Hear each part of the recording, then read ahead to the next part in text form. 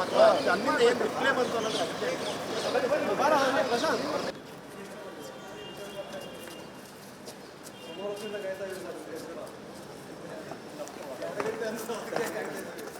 ಈ ಕಡೆ ಬಚ್ಚಿ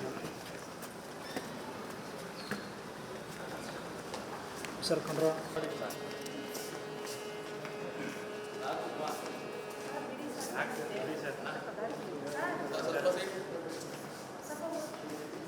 ಸ್ಟಾಪ್ ಮಾಡಿ ಅಂತ ಹೇಳ್ತಿದ್ದಾರೆ.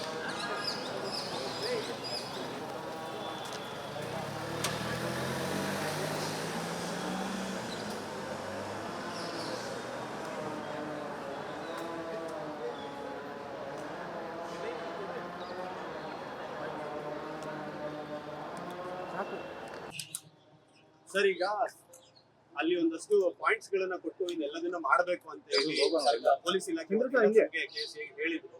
ಈಗ ಅದು ಎಲ್ಲಿ ತನಕ ಆಗಿದೆ, ಮತ್ತೆ ಈಗಿನ ಮೀಟಿಂಗ್ ಏನು, ವಿಜಯ್ ಹಜಾರೆ ಟ್ರೋಫಿಯ ಮ್ಯಾಚಸ್ ಗಳ ಕತೆ ಏನು? ಸರ್, ಇವಾಗ ಪೊಲೀಸ್ ಅವ್ರಿಗೆ ನಾವು ಅನುಮತಿ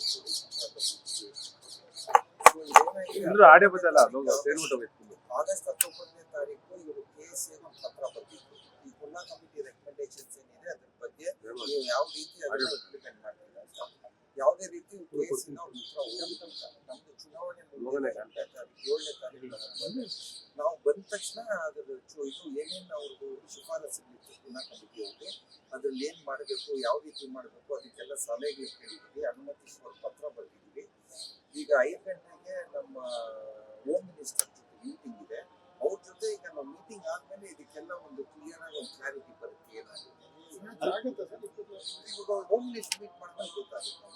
ಇವಾಗ ಹೋಮ್ ಮಿನಿಸ್ಟರ್ ಇವಾಗ ಪತ್ರ ನೋಡಿ ಏನ್ ಬರ್ದಿದೀವಿ, ಹೋಮ್ ಮಿನಿಸ್ಟರ್ ಮೀಟ್ ಕಮಿಷನರ್ ಕೊಟ್ರಿ ನೀವು, ಕಮಿಷನರ್ ಏನ್ ರಿಪ್ಲೈ ಮಾಡ್ತಾರೆ? ಇನ್ನ ಏನ್ ಬಂದಿಲ್ಲ. ಹೋಮ್ ಮಿನಿಸ್ಟರ್ ಮೀಟ್ ಪ್ರಕಾರ ಕ್ಯಾಬಿನೆಟ್ ಈಗ ಅಪ್ರೂವ್ ಆಗಿ ಹೋಮ್ ಮಿನಿಸ್ಟರ್ಗೆ ಅವರು ಹೋಮ್ ಮಿನಿಸ್ಟರ್ ಇಂದ ನಮ್ಗೆ ಪರ್ಮಿಷನ್ ತಗೊಳ್ಳ ಕೇಳಿದ್ರೆ ಅದಕ್ಕೆ ಹೋಮ್ ಮಿನಿಸ್ಟರ್ ಕ್ಯಾಬಿನೆಟ್ ಅಲ್ಲಿ 2 ವಿಷಯ ಅಪ್ರೂವ್ ಆಯ್ತು ಸರ್. ಒಂದು ಪುನಃ ಅವರ ವರದಿಯನ್ನು ಅಂಗೀಕರಿಸಿದ್ರು ಅದಕ್ಕಿಂತ ಮುಂಚೆ, ಅದಾದ್ಮೇಲೆ ನಿಮಗೆ ಮ್ಯಾಚಸ್ ಆಡ್ಸಕ್ಕೂ ಅಂಗೀಕರಿಸಿದ್ರು.